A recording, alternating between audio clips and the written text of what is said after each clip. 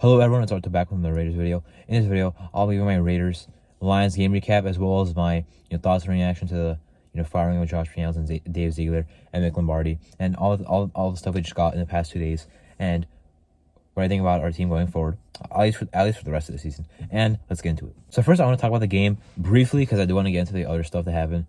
The game was a pretty ugly game. Our defense, it's a game where you can throw the stats out of the equation. It does not tell the whole story. Our defense gave up 500 yards, but they played really well, forcing 3 turnovers, forcing the Lions to go 1 for 5 in the red zone.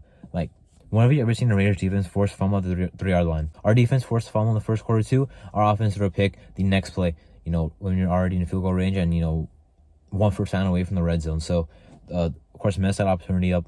The pick 6 gave us half our points anyway. The defense played well in this game. They were on the field for way too many plays. I believe over 70 plays.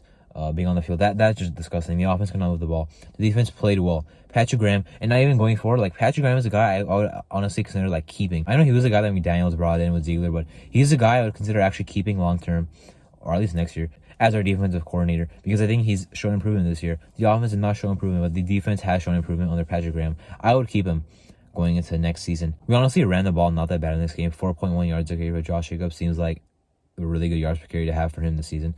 But, of course, when we were down the whole game, tough to run the ball. Only got 15 carries. I get why, because we were down the whole game, but he did look better in this game. Breaking tackles, falling forward. Love to see it. And then just really struggling to get anything down the field, anything anywhere on the field, actually. Jacoby Myers had 1 catch. Michael Mayer had 1 catch. Montana had 1 catch. Renfro had 2 catches. It was a game where maybe they were trying to boost his value or something. I don't know why randomly week 8, the day before the trade deadline, he was playing the most snaps he ever played in the whole season. But, not going to know now because, well, A, they're gone, and B, the trade deadline has passed. We didn't do anything. As I expected, I like that move. We're not bad enough to be sellers, not good enough to be buyers. Don't make a decision and you'll regret for your future by throwing away draft picks for a player that might not help you actually make the playoffs this year. Of course, not going to sell a player in Renfro or Josh Jacobs that might also help you better next year. So we don't know what we're going to be like next year, right? That's why I think it's the right move to stay put, not do anything on the trade deadline. I like it. So our offense, McDaniels never moved the ball well this year, can never establish drives, and definitely did not improve in the red zone under him. So now going forward, we are starting Aidan O'Connell, and now getting into the news from this week and going forward. Not talking about the Lions game for that much longer. With O'Connell, I think the Raiders can actually move the ball. I'm going to be dropping a scouting report on him. I already recorded it, watched film of him, got it, uploaded it. It's going to be uploaded, and O'Connell will be the starter going forward. McDaniels getting fired and O'Connell being named the starter on 24 hours. I feel like we just won the Super Bowl, honestly, and we're 3-5. So great feeling to have, honestly, even when we're 3-5. Aidan O'Connell now has the actual sample size instead of being in there for 1 game, and then he knows that he's going to be back on the bench when, or actually back in the inactive list once Garoppolo was back. Now he has an actual sample size. The whole rest of the season, we'll be able to tell if he's actually the franchise guy or if he's a guy we have to move on from. Not move on from, but have a backup quarterback, and we get our actual franchise quarterback in the draft, maybe free agency or a trade, whatever that is, right? So he has a big enough sample size to where if he plays well, we know he'll play well, and it's not a fluke because he's not going to have 1 game. If he doesn't play well, then we know that we have a nice draft class here. Have some money in free agency, make a trade or whatever we want to do, and find our franchise quarterback. But O'Connell actually has that chance now, and it's a win-win to me. Either you find, and if it's O'Connell, that'd be the ideal situation because even though he's not the most sexy option, he's not a scrambling guy. He is on a rookie contract. He's a 4th-round pick. If he's your franchise quarterback for the next 4 years and you're paying him 4th-round pick money, that'd be huge. Eventually, you would have to pay him big money, but until then, you're good. So that's why it'd be a big bonus to have him. Plus, you don't have to invest any more in your quarterback for those 4 years instead of let's say drafting quarterback in the 1st round next year or something. We'd have to figure it out. That's what I want to happen. But if it doesn't happen, we have options in the offseason with our maybe new head coach. Maybe we keep Antonio Pierce, not sure. But I expect this team to be a lot better on offense. I'm not expecting the playoffs. I understand, what happened with Rich Bisaccia. I'm not going to just go out there and all of a sudden expect that the same thing's going to happen. We're 3-2 and Bisaccia took over. Now we're 3-5. So a little bit worse record also. And I expect our offense to be better with O'Connell, without McDaniels. But will Bo Hardegree really be better? Mick Lombardi, I had no trust in anyway. So I'm okay with him being on.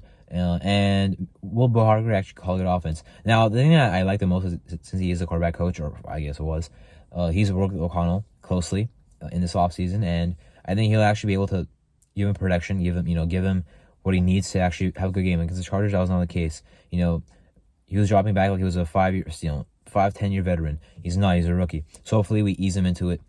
I think eventually he can start firing the ball down the field on occasion. He did a couple times in the Chargers game, but in the preseason obviously. But that's a whole different story.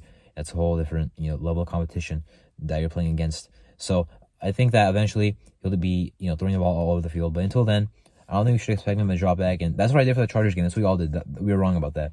Like we thought he would drop back and dime them up, but we were pretty incorrect. He had a lot of easy throws, a lot of checkdowns. He only had like 5, 6, actually good, difficult throws to make.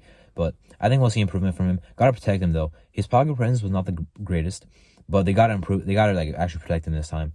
You know what I mean? I don't think there's a Klimac on the Giants.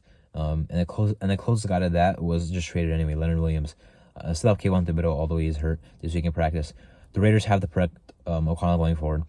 We can run the ball, honestly. I know people talk about if he throws the ball downfield, the run game will open up. I'm not exactly sure if that will work, but I hope it will. I hope the offensive line will actually, see an improvement. That's what I'm hoping for. The defense has to keep playing well-ish. They played bad against the Bears. The run defense looked bad against the Lions. But overall, I thought they looked good against the Lions. That was a really, interesting performance, honestly. I've never seen that. Giving up 500 yards and calling it a great defensive performance. Also not seeing my defense force 3 turnovers and 1 for 5 in the red zone for the other team, and also a pick 6. So not used to that. I want to see more of that though. That would be great going forward. Anyway, Giants game where we got to set the tone. If you lose to the 2-6 Giants, it'd be bad. Now with McDaniels, if we have McDaniels, I think we can maybe win this game, but it'll be a bad game like the Packers game, like the Patriots game. I expect us to dominate this team, win by 10 plus points. That's not dominating, but win confident. You control the game and you win the game the whole time. You control the game the whole time, you win the game. That's what I want to see in this game. I think we will see it with a new energy, with a new play caller. Hopefully, that one I'm skeptical about. I'm not going to say that he's going to be a great play caller right away. Skeptical. Now for the personnel with Champ Kelly, he's made some moves right away. David Long Jr. has been cut. He was okay this season. I'm not a big fan of him when we signed him. I prefer Duke Shelley over him, to be honest with you. I prefer Sam Webb over him, to be honest with you. Sam Webb is back on the team on the practice squad, but that is the practice squad. And David Long is gone for Jalen Smith. We need linebackers bad. I'm not a big Jalen Smith fan, but at this point, I don't really care if I'm a fan of him or not. We need linebackers. Luke Masterson has a concussion, probably out. Devon Diablo injured last week, probably out. Not probably out, but not sure what's gonna happen there. Robert Lane was out for practice on Wednesday, came back and was limited on Thursday. So I hope that he can play. But even then, Robert Lane and Curtis Bowen. So definitely good that he got signed. He's been on the Saints practice squad, so he has been practicing at least this NFL season. And they signed 2 other guys to the practice squad.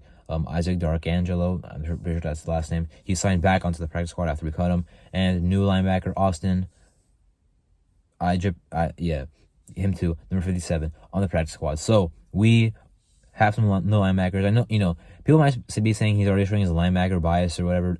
I don't really agree. We need linebackers. Even if we hired a special teams coordinator to be our head coach right now, he would still probably pick up linebackers because we need them badly. So, but I also trust him to get these guys right on task right away. Patrick Graham also used to coach the Giants when they did have Jalen Smith there. So hopefully he can get acclimated very quickly. Need him on Sunday probably. So should be the Giants. Excited about it. You're gonna love to see the energy, new quarterback, new offense. I'm no personal decisions. I'm excited to see how the season goes. Starting off with a win against the Giants. This is not my game preview though. I'll still drop another one later in the week. Also, I want to add really quick that I was not the biggest Dave Ziegler fan, but I also was not as big as a hater. I'm kind of surprised that they fired him right away as well.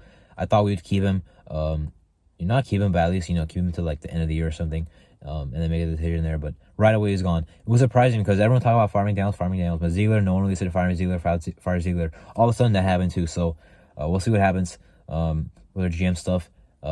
Champ Kelly, assistant GM. We'll see how he does in his new role for now. Anyway, that's my kind of Raiders-Lions game recap, and also talking about the McDaniels, the Ziegler, the Mick Lombardi firing, and Antonio Pierce, Champ Kelly, and what I think this team will look like going forward. I'm Martin, and thank you for watching.